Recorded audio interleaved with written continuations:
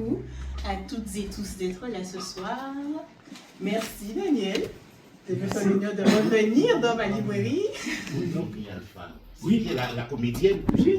C'est extraordinaire.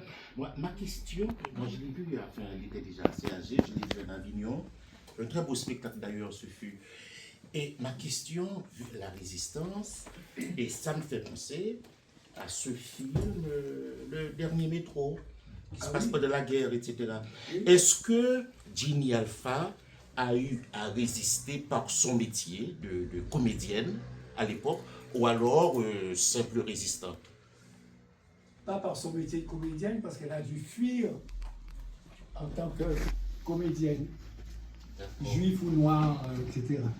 Donc, elle était jeune mariée et elle est partie dans le Midi, à Tourette-sur-Lot.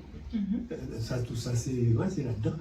Et malheureusement pour elle, donc elle ne pouvait plus ni danser, ni rien. Elle était réfugiée avec son mari dans une grande maison de campagne qu'il avait, où il a fait venir ses propres parents qui étaient en Belgique, tout ça réfugiés, et ils étaient un peu en autarcie. Malheureusement, lui était, comment on appelle, c'est pas diabète, non, tuberculose, voilà, il était tuberculeux, et il est mort un mois après, ce mois de mars. Mais l'idée avait été, on va emmener les deux jeunes, pas les condamnés, les jeunes qui font des actions et qui eux-mêmes risquaient évidemment d'être pris, on va les amener à Tourette-sur-Lot chez Ginny Alpha.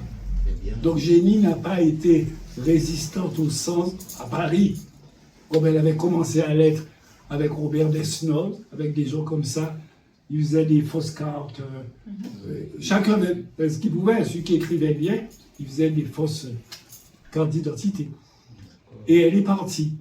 Et en plus, elle s'occupait de lui qui était mourant. Et en plus, ça a été quelque chose d'assez tragique. Puis non seulement il est mort, mais les parents n'étaient pas pour ce mariage avec une exotique à la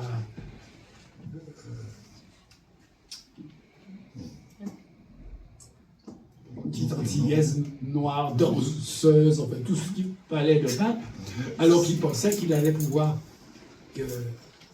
épouser la fille du notaire local. Vous voyez un peu, c'est pas le même genre. Et donc l'idée était, quand leur fils mourra, on va chasser cette femme. Ce qui s'est passé. Quand il est mort, elle est partie avec sa valise à Marseille et n'était pas loin. Et c'est là ensuite qu'elle a eu la chance de rencontrer quelqu'un qui était poète et avec qui elle a eu une belle relation. Et c'est comme ça qu'elle a pu se refaire en quelque sorte avec des petits boulots. Elle était institutrice, en fait, dans le Midi.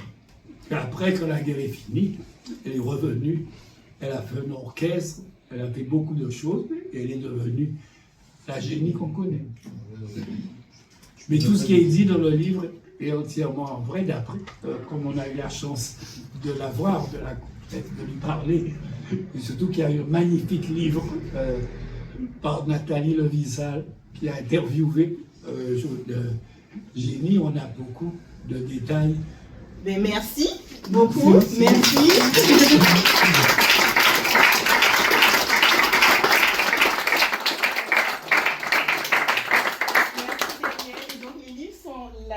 J'ai fait une sélection là, le livret est ici, et Daniel pourra le dédicacer en se mettant là-bas. Ça te va? Voilà, comme dit tout à l'heure.